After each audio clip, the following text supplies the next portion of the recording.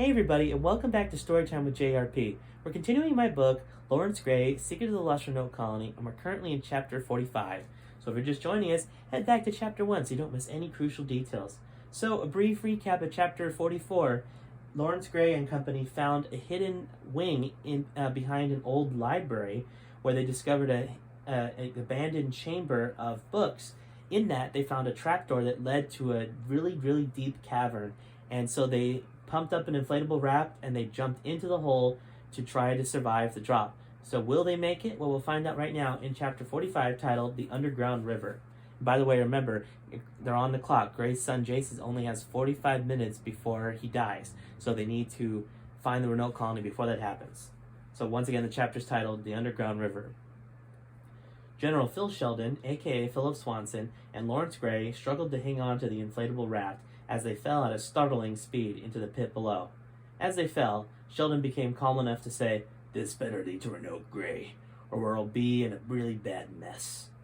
Grey looked over to his flailing companion. "Don't worry, General. I know what I'm doing." Grey quickly looked down. "Brace yourself!" Microseconds later, they and the raft struck the surface of a large underground river soundly.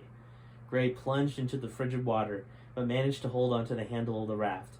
He scrambled into it, soaking wet and freezing. He had thought ahead and had stored a mini lantern in the pouch of the raft. That was certainly a lifeline, since upon impact to the water, he had dropped his flashlight. He turned the lantern on and noticed for the first time an important detail. Sheldon was missing. Grey leaned over the other side of the raft to see a quickly fading flashlight. Grey's first instinct was to jump in and save Sheldon, but then he hesitated. Would this be for the best? Could he be free of Sheldon once and for all? But quickly, though, Grey realized what he should do, because he realized something. Sheldon held Jason's life in his hand. If Sheldon was dead, there would be no connection back to Area 51 to stop the execution of Jason in the event they don't find Roanoke in time. Even the remaining assassin wouldn't do any good. She didn't have the Sheldon's verification code, which anyway was voice-coded anyway. Having thought all this in a matter of seconds, Grey leapt into the icy water after Sheldon. He swam down for a while, then finally saw the gleam of the General's flashlight. He grabbed Sheldon's arm and began swimming with all his might. They were making progress, but not enough. The weight of Sheldon's heavy army clothes, as well as Grey's own, were taking a heavy toll on the rescuer. With the last ounce of strength, Laurence Grey made one final push for the surface, and made it. He dragged Sheldon's crumpled body onto the raft. Resting Sheldon on the side of the raft, Grey splashed some water onto the General's face. "General, wake up! Can you hear me?" Suddenly, Sheldon sputtered and spit out what seemed like a gallon of water. "Grey, you saved me." Grey nodded. "Indeed I did, General. Indeed I did." Having finally saved Sheldon, the pair finally took a good look at their surroundings. They were in a large pool of still water, about 50 yards in diameter. Grey looked up and could barely make out the light of a few flashlights and the ladder they had climbed down from. Sheldon took out his waterproof walkie-talkie from his pocket and flipped it on. "Assassin 46? The radio crackled to life for a few seconds. "Yes, General? Did you make it safely?" Sheldon grimaced. "Well, I wouldn't say it was safe, but we made it. You and Gonzalez can prepare to jump as well. First, though, throw down a pair of those oars I saw back up there." "Affirmative, General," replied the assassin. A few moments later, 2 oars sailed through the air and splashed into the water. Luckily, they were near enough to the raft, so Grey didn't have to dive into the cold water again to get them. Sheldon got back on the walkie-talkie.